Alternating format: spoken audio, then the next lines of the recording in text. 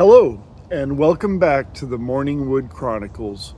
My name is Gerard, I'm 60 years old, and today marks day 11 of a 180-day experiment to see whether artificial intelligence can help me achieve some important personal goals, namely, regulate my blood test results and get them back into normal range. Secondly, help me get off of medication that I'm taking for diabetes and hypertension. And with a little luck, maybe even help me regain my morning vitality, if you know what I mean.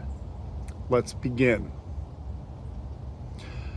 Today marks the first of 4 episodes that I'm going to do on the medication that I've been taking since 2019.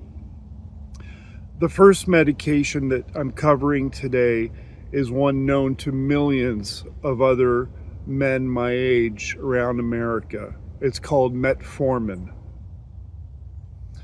Back in 2019, I was experiencing some rather serious gastrointestinal issues.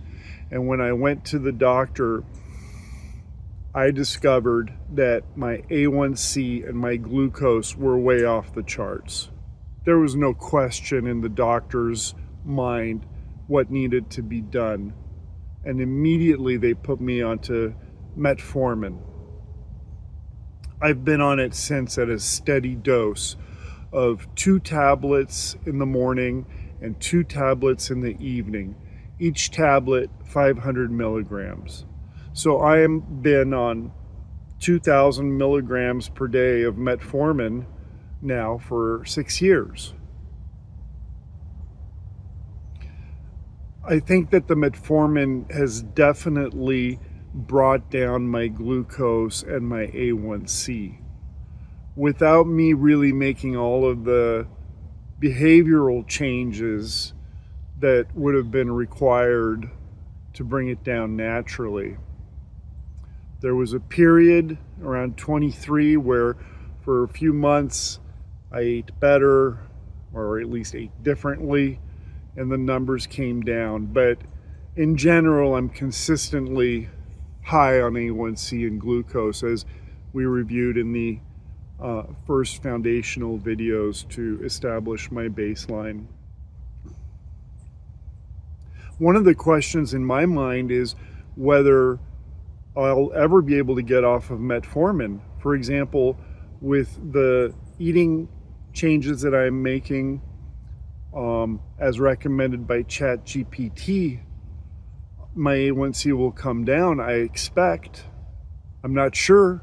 We'll see together, because I'm going to reveal all of the future blood tests right here in the forests of Washington State. So we'll discover it together. But it does concern me, because what if I make all of these changes and my A1C comes down and then I go off of Metformin and it goes back up?